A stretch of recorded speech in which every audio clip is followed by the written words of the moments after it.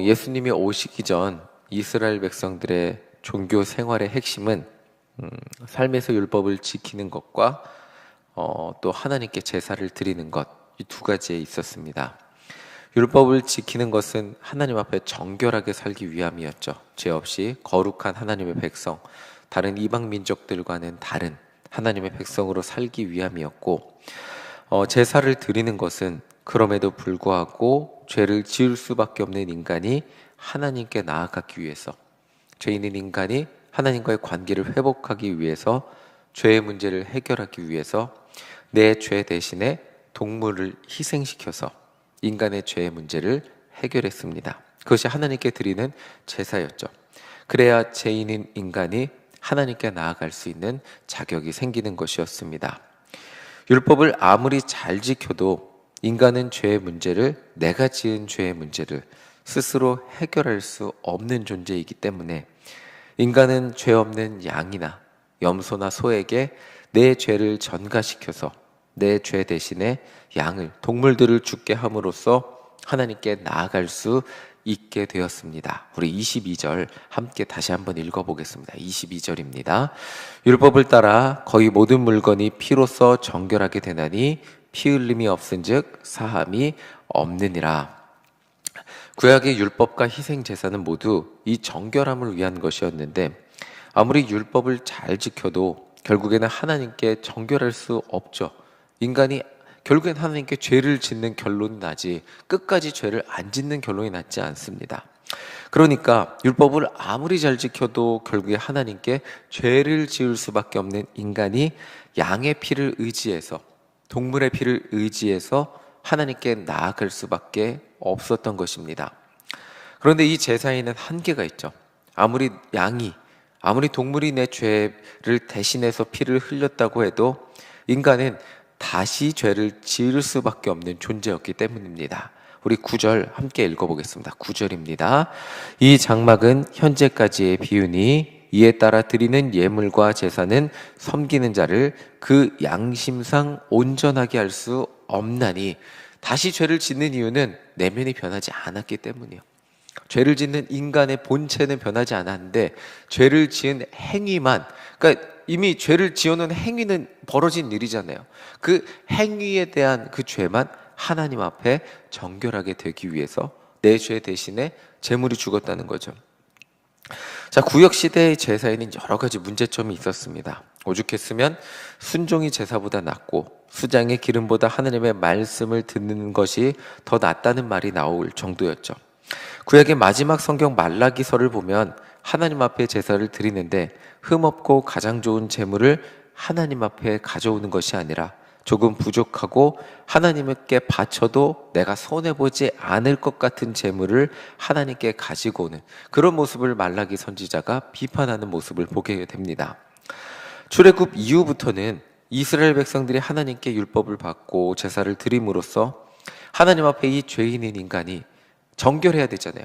너희는 거룩하라고 말씀하셨는데 거룩하지가 못하니까 이 동물의 피로써 거룩하지 못한 인간의 모습을 해결하려고 했지만, 아무리 제사를 드려도 이 9절의 말씀처럼 인간이 양심과 내면이 변하지 않았기 때문에 뭔가 제사를 형식적으로 드리는 죄의 문제가 해결되지 않은 채 계속 불순종이 반복되면서 제사로만 뭔가 때우려고 하는 이런 모습이 반복되었습니다.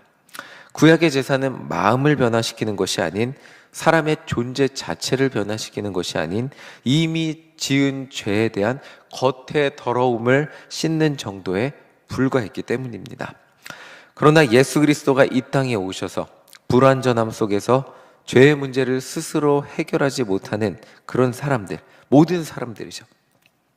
이스라엘 백성들뿐만 아니라 모든 사람들을 죄에서 해방시키기 위하셔서 스스로 제물이 되셔서 십자가에서 죽으셨습니다. 자, 11절, 12절 함께 읽어보겠습니다. 11절, 12절입니다.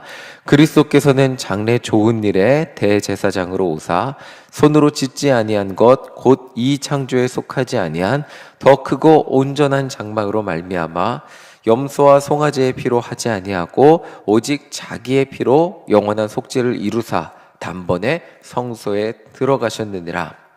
예수님은 대제사장으로 이 땅에 오셔서 인간이 더 이상 동물의 피를 의지해서 자신의 죄의 문제를 해결하지 않을 수 있도록 자기 자신의 피를 흘러주셨습니다.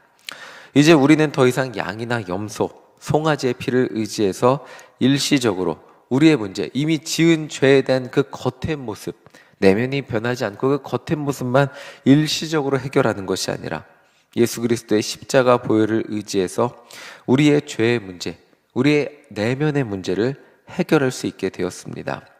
이것은 일시적인 것이 아니고 동물의 피를 의지하는 것처럼 불완전한 것도 아니고 한 번에 완전한 구원을 이루어낼 수 있는 그 인간의 불완전한 모습을 새롭게 하시는 구원의 완성을 이루어낼 수 있는 예수 그리스도의 희생이었습니다. 우리 14절 함께 읽어보겠습니다. 14절입니다.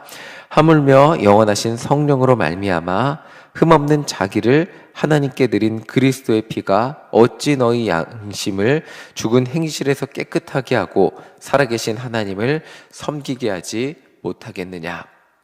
히브리서 저자는 결국 인간의 문제는 하나님이 창조하신 그 인간의 선한 양심이 타락하여서 발생하는 것임을 말하고 있습니다. 하나님 앞에 왜 인간이 정결하지 못하냐? 선악과를 먹고 불순종하고 하나님과 멀어진 그런 존재가 됨으로써 이 선한 양심이 타락을 했기 때문에 하나님 앞에 온전한 사람으로 하나님의 백성으로 살지 못함을 말해주고 있습니다. 하나님 앞에 정결한 모습으로 살아가기 위해서는 이 선한 양심을 회복해야 되는데, 이거는 아무리 동물이 내 대신 죽어준다 해도 내 안에 선한 양심이 회복되지 않는 거죠. 선한 양심이 해결되는 방법은 예수님의 십자가 보혈을 의지해서 우리 존재 자체가 변화되는 것밖에 없음을 말해주고 있습니다. 성령님이 우리 안에 일하기 시작하실 때, 예수님이 우리 삶의 주인 되시고 성령님이 우리 안에 일하기 시작하실 때 예수님의 십자가 보혈이 우리를 변화시키기 시작한다고 말하는 거죠. 그리고 마음으로부터 온전한 하나님의 백성이 되어서 내면이 치료가 되니까, 회복이 되니까 진실한 마음으로 하나님을 사랑하고 진심으로 하나님께 나와 제사를 드리게 되는 하나님의 백성으로 살아갈 수 있게 만드신다는 거죠. 이 단계는 율법이 말을 하고 있어요. 결국 율법의 정수가 무엇입니까? 율법학자가 예수님께 물어봤을 때 이렇게 말하잖아요. 주 너희 하나님을 사랑하고 내 이웃을 내 몸과 같이 사랑하라. 이 율법이 말하고 있는 이상적인 단계예요. 그런데 율법은 이 이상적인 단계에 인간이 도달하지 못했잖아요. 하나님을 사랑해서 제사를 드렸다기보다는 그냥 어려서부터 그 율법을 지키라고 하니까 법처럼 지켰잖아요. 그냥 법이었죠. 그 말 그대로 법이었잖아요. 정말 하나님을 사랑하고 주 너희 정말 이웃들을 사랑하는 것이 율법이 말하는 이상적인 단계인데 누구도 도달하지 못했던 그런 경지였는데, 인간이 예수님의 십자가 보혈을 의지할 때 가능해진다는 것입니다. 그렇기 때문에 예수님은 율법의 완성을 위해 이 땅에 오셨고 십자가의 죽으심으로 그 율법을 온전케 하시고 그 십자가의 죽으심을 믿는 모든 백성들이 그 삶 가운데 율법의 완성이 이루어질 수 있도록 역사하시는 분이 예수 그리스도, 그리고 예수 그리스도의 십자가 보혈의 능력이라는 거죠.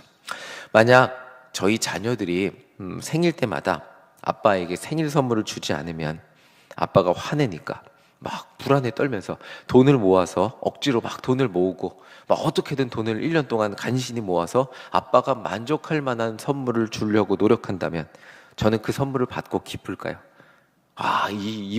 이번 생일도 이 아이들이 그래도 10만 원 정도는 모아서 이 정도 선물은 했네. 내가 아이들에게 주는 게 있는데. 그리고 아이들이 아빠 다행이다. 화내지 않았다. 뭔가 아빠의 생일을 해치워야 하는 일처럼 생각하고 아빠를 두렵게만 여기고 불편하게 여기고 아빠의 화를 피하기 위해서 선물을 가지고 온다면 그 선물을 받는 저는 기쁠까요? 전혀 기쁘지 않겠죠. 율법을 지키고 제사를 드리는 인간은 하나님께 제사를 드리면서도 하나님을 두렵게만 여겼어요. 하나님을 불편하게만 여겼죠. 하나님을 사랑하는 마음으로, 기쁨으로, 정말 자원하는 마음으로 하나님께 제물을 드리는 것이 아니라 죄로 인한 그 나에게 떨어질 진노의 잔을 피하기 위해서, 그러니까 아이들의 표현으로는 혼나지 않기 위해서 마지못해 제사를 드리는 것이 율법을 준수하며 제사를 드리는 인간의 모습이었어요. 하나님과의 관계는 아무리 제사를 드려도 가까워지지 않고요. 정말 하나님이 인간을 너무나 사랑하시는데 인간은 자꾸 죄로서 그냥 하나님과의 관계는 회복이 되지 않고 제물을 그냥 간신히 제물을 드림으로써 그냥 하나님 앞에 제사를 드리기에만 급급했던 것이 인간의 모습이었죠. 하나님이 그 모습을 기뻐하셨을까요? 그러나 십자가에서 죽으심으로 말미암아 예수님은 저 하늘의 영원한 성소에 들어가셔서 대제사장이자 또 제물이 되셨어요. 그래서 예수님은 우리를 위한 온전한 완벽한 제사를 드리셨습니다. 그 예수님의 십자가 보혈을 의지할 때 죄인인 인간 안에 근본적인 변화가 일어난 거예요. 그 성령님이 우리와 함께 하심으로 마음으로부터 하나님을 진심으로 사랑하는, 정말 하나님 앞에 나오기를 기뻐하고 하나님의 말씀을 즐겨하고 하나님과 함께하는 것이 우리의 삶의 기쁨이 되는 진심으로 하나님을 사랑하는 하나님의 백성이 되게 하셨다는 거죠. 이것이 하나님이 주신 율법의 완성이라고 할 수 있습니다. 하나님의 백성이 하나님을 진심으로 사랑하는 자로 살아가게 되는 것, 이것이 율법의 완성이라고 할 수 있죠.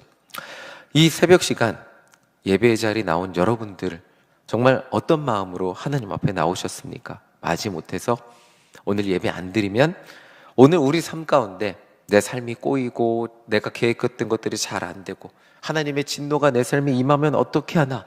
큰일 난다. 그러면 큰일 나지. 그러면 안 되니까 하나님 앞에 나와서 새벽에 기도해야지. 망하면 안 되니까.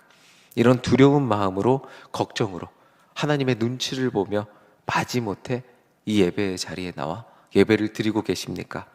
우리는 모두 그렇지 않습니다. 우리는 모두 자발적으로 이 새벽 시간에 일어나서 오늘도 하나님의 사랑 안에서 우리의 삶을 시작하기 위해서 누가 시키지 않아도 이 예배의 자리에 나왔습니다. 하나님을 사랑하는 하나님의 백성이기 때문입니다.